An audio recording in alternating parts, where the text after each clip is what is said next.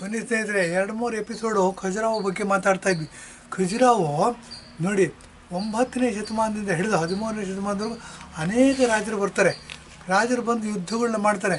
ಪ್ರತಿ ಯುದ್ಧ ಮಾಡಿದಾಗಲೂ ಏನಾದ್ರು ಸಾಧನೆ ಮಾಡಬೇಕು ಅನ್ನೋ ದೃಷ್ಟಿಯಿಂದ ಅವ್ರೇನು ಮಾಡ್ತಾರೆ, ದೇವಸ್ಥಾನಗಳನ್ನ ಕಟ್ಟಿಸ್ತಾರೆ. ಆವಾಗಿನ ಇದೇ ಆಗಿರುತ್ತೆ. ಏನೊಂದು ರಾಜರದ್ದು ಏನಾರು ಮಾಡಿದ್ದೀನಿ ಅಂದರೆ, ಈಗಿನ ಭ್ರಷ್ಟ ರಾಜಕಾರಣಿಗಳ ಥರ ಅವರು ಮನೆ ಮಾಡೋದು, ಆಸ್ತಿ ಮಾಡೋದು ಇಲ್ಲ. ಏನಾಗುತ್ತೆ, ಮೆಜೆಸ್ಟಿಕ್ ಬೆಂಗಳೂರಲ್ಲಿ ನೋಡಿ, ತ್ರಿಭುವನ್ ಥಿಯೇಟ್ರ್ ಇದೆ ಮೆಜೆಸ್ಟಿಕ್ಕಲ್ಲಿ, ಹಿಮಾಲಯ ಥಿಯೇಟ್ರ್ ಇದೆ.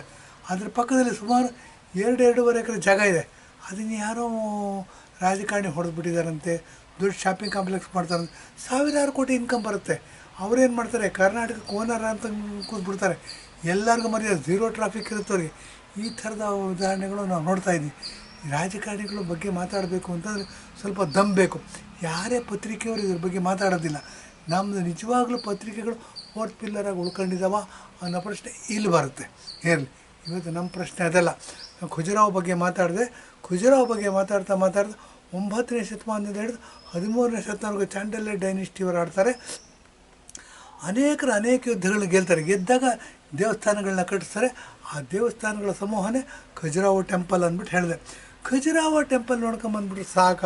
200 ಎಕರೆ ಪ್ರದೇಶದಲ್ಲಿ ಸುಮಾರು 4 ದೇವಸ್ಥಾನಗಳ ಸಮೂಹಗಳಿವೆ. ಅದನ್ನು ನೋಡ್ಕೊಂಬಿಟ್ರೆ ನಮ್ಮ ಜನ್ಮ ಸಾರ್ಥಕನ, ನಾವು ಹಿಂದೂಗಳು ಸಾಧನೆ ಮಾಡಿದ್ವಿ ಅಂದ್ಕೊಂಡು ಬರಬೇಕಾ ಅಂತ ಯೋಚನೆ ಮಾಡಿದ್ರೆ ಅಲ್ಲ. ಬನ್ನಿ ಜಟಾಶಂಕರ್ ನೋಡಬೇಕು ಅಂದರೆ, ಜಟಾಶಂಕರ್ ನೋಡಿದ ಮೇಲೆ ಮೌನಿ ಶಾಹಿದ್ ಬಗ್ಗೆನೂ ಮಾತಾಡಿದೆ. ಮೌನಿ ಶಾಹಿದ್ ಬಗ್ಗೆ ಮಾತಾಡ್ತಾ ನಾವೇನು ಕಲಿಬೇಕು, ಇಂದಿನ ಬದುಕಿಗೆ ಏನು ಪ್ರಸ್ತುತ ಅಂದ್ಬಿಟ್ಟು ರಾಜಕೀಯದ ಬಗ್ಗೆನೂ ಸ್ವಲ್ಪ ಮಾತಾಡಿದ್ವಿ. ಬನ್ನಿ, ಇದೆಲ್ಲ ನೋಡಿದ ಮೇಲೆ ಜಟಾಶಂಕರಿಂದ ಭೀಮಕುಂಡ ಅನ್ನೋದು ಒಂದು ಸುಪ್ರಸಿದ್ಧವಾಗಿರ್ತಕ್ಕಂಥ ಒಂದು ಯಾತ್ರಾ ಸ್ಥಳ ಇದೆ.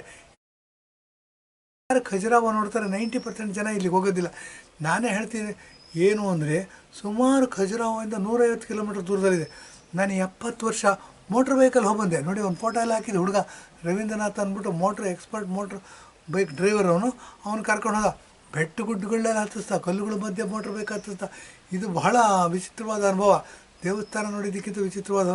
ಹೀಗೆ ಹೋಗ್ತಾ ನಾವು ಜಟಾಶಂಕರಿಂದ ಸುಮಾರು 60-70 ಕಿಲೋಮೀಟ್ರ್ ದೂರ ಹೋದ್ಮೇಲೆ ಭೀಮಕುಂಡ ಅನ್ನೋದು ಸಿಗುತ್ತೆ. ಬನ್ನಿ, ಭೀಮಕುಂಡ ಅನ್ನೋದು ಏನು ಅಂತಂದರೆ, ಸುಮಾರು 100-120 ಅಡಿ 150 ಅಡಿ ಭೂಮಿ ಒಳಗೆ ಹೋಗ್ತೀವಿ.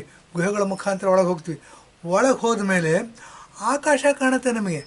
ಆಕಾಶ ಕಾಣೋದು ಏನು ಅಂತಂದರೆ, ಇದು ಅತಿ ವಿಚಿತ್ರವಾದ್ದು. ಮತ್ತು ಹಿಸ್ಟ್ರಿ ಬಗ್ಗೆ ಮಾತಾಡಬೇಕು ಅಂತಂದರೆ, ಮಹಾಭಾರತ ನಡೆಯುತ್ತೆ ಅಂತಂದರೆ ಸುಮಾರು 5300 ವರ್ಷಗಳ ಹಿಂದೆ ಮಹಾಭಾರತ ನಡೆಯುತ್ತೆ.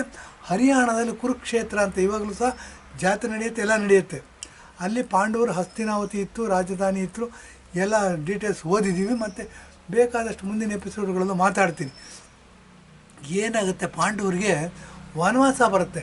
ವನವಾಸ ಮಾಡ್ತಕ್ಕಂಥ ಪರಿಸ್ಥಿತಿ ಬಂದಾಗ ಅವರು 13 ವರ್ಷ ವನವಾಸ, 1 ವರ್ಷ ಅಜ್ಞಾತವಾಸ. ಈ 13 ವರ್ಷ ವನವಾಸದಲ್ಲಿ ಕಾಡಲ್ಲಿರ್ತಾರೆ ಅವರು. ವನವಾಸ ಮಾಡಬೇಕು, ಕಾಡಲ್ಲಿ ಇರ್ತಾ ಏನಾಗುತ್ತೆ, ಈ ಜಾಗದಲ್ಲಿ ಇರ್ತಾರೆ. ಯಾವ ಭೀಮಕುಂಡ ಅಂತ ಹೇಳ್ತೀವಲ್ಲ, ಅದನ್ನು ಚಿತ್ರಕೂಟ ಅಂತ ಕರಿತೀವಿ.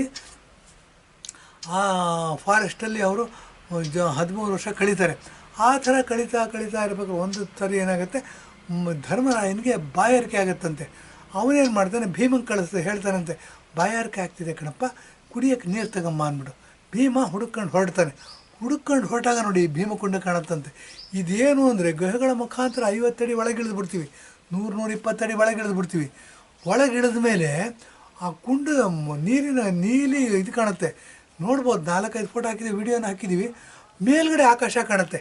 ಕುಡಿಯೋದಕ್ಕೆ ಎಷ್ಟು ಚೆನ್ನಾಗಿದೆ ನೀರು ಅಂತಂದರೆ, ತುಂಬ ಸಿಹಿಯಾಗಿದೆ. ಬಾವಿ ನೀರು ಇಷ್ಟು ಸಿಹಿಯಾಗಿರುತ್ತಾ ಅನ್ನೋ ಒಂದು ಪ್ರಶ್ನೆ ಬರುತ್ತೆ ನಮಗೆ. ಏನು ಅಂದರೆ, ಭೀಮ ಅಲ್ಲಿಂದ ಕುಡಿಯೋಕ್ಕೆ ನೀರು ತಗೊಂಡು ಹೋಗಿ ಎಲ್ರಿಗೂ ಕೊಡ್ತಾನಂತೆ, ಬಾಯಾರಿಕೆ ತಣಿಸ್ಕೊತಾರಂತೆ. ಮಹಾಭಾರತದಲ್ಲಿ ಬರ್ತಕ್ಕಂಥ ಒಂದು ಸನ್ನಿವೇಶ. ಅದರಿಂದ ಇದನ್ನು ಭೀಮಕುಂಡ ಅಂತ ಕರೆದಿದ್ದಾರೆ. ಈ ಭೀಮಕುಂಡನೂ ಬಹಳ ಪವಿತ್ರವಾದ ಯಾತ್ರಾ ಸ್ಥಳ. ಅನೇಕರಲ್ಲಿ ಸ್ನಾನ ಮಾಡ್ತಾರೆ. ಗುಹೆಗಳ ನೀರು ಒಳಗೆ ಹೋಗುತ್ತೆ. ಹಿಂಗೆ ಎಲ್ಲೋ ಹೋಗುತ್ತೆ, ಕತ್ಲು, ಅದು ಗೊತ್ತಾಗೋದಿಲ್ಲ ನಮಗೆ ಈಜು ಬರಲ್ಲ. ಅದರಿಂದ ನಾವು ಕೈ ಕಾಲು ತೊಳ್ಕೊಂಡು ತಲೆ ಮೇಲೆ ಒಂದು ಸ್ವಲ್ಪ ನೀರನ್ನ ಪ್ರೋಕ್ಷಣೆ ಮಾಡ್ಕೊಂಡು ಬಂದುಬಿಟ್ವಿ. ನಾವು ಹೋದಾಗಲೇ ಸಾಯಂಕಾಲ 5 ಗಂಟೆ ಆಗಿತ್ತು. ಆ ದೃಷ್ಟಿಯಿಂದ ಜಾಸ್ತಿ ಇರಲಿಲ್ಲ. ನಾವು 1-1.5 ಗಂಟೆ ಭೀಮಕುಂಡ ಹತ್ರ ಕಳೆದ್ವಿ. ಬಟ್ ಅದು ಸಫಿಷಿಯೆಂಟ್ ಟೈಮೇನೆ. ಏನಾಗುತ್ತೆ, ಭಾಳ ಚೆನ್ನಾಗಿರ್ತಕ್ಕಂಥ ಜಾಗ, ಯಾತ್ರಾ ಸ್ಥಳ. ಭೀಮ ಅಲ್ಲಿಂದ ನೋಡಿ 5200 ವರ್ಷ 300 ವರ್ಷಗಳ ಹಿಂದೆ ಪಾಂಡವರಲ್ಲಿ ಬಂದಿದ್ದರು, ನೀರು ಕುಡಿದ್ರು.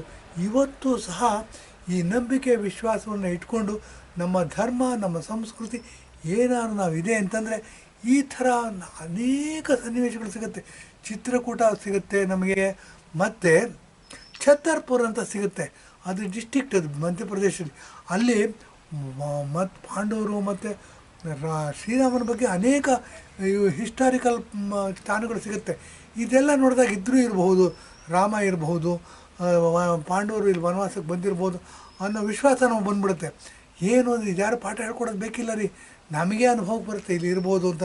ಇಂಥ ಪವಿತ್ರವಾದ ಜಾಗ, ಇಂಥ ಭೀಮಕುಂಡ ಅಂತ ಒಂದು ಜಾಗ. ಯಾರು ಹಿಂದೂಗಳಿದ್ದೀವಿ, ಯಾರು ಹಿಂದೂ ಧರ್ಮದಲ್ಲಿ ನಂಬಿಕೆ ಬಿಟ್ಕೋತೀವಿ, ಯಾರು ನಮ್ಮ ದೇಶ ದೊಡ್ಡದು ಅಂತೀವಿ, ಯಾರು ರಾಷ್ಟ್ರ ಧರ್ಮವನ್ನು ಮೆರಿಬೇಕು ಅಂತೀವಿ, ಯಾರು ರಾಷ್ಟ್ರ ಧರ್ಮವನ್ನು ಪ್ರಥಮವಾಗಿರಬೇಕು ಅಂತೀವಿ, ಅವರೆಲ್ಲರೂ ಖಜುರಾಹೋ ದೇವಸ್ಥಾನ ನೋಡಬೇಕು. ಖಜುರಾಹೋ ದೇವಸ್ಥಾನವನ್ನು ನೋಡಿಕೊಂಡು ನೋಡಿ ಜಟಾಶಂಕರ್ ನೋಡಬೇಕು. ಜಟಾಶಂಕರಿಂದ ಮುಂದಕ್ಕೆ ಬಂದು ಭೀಮಕುಂಡನ ನೋಡಬೇಕು.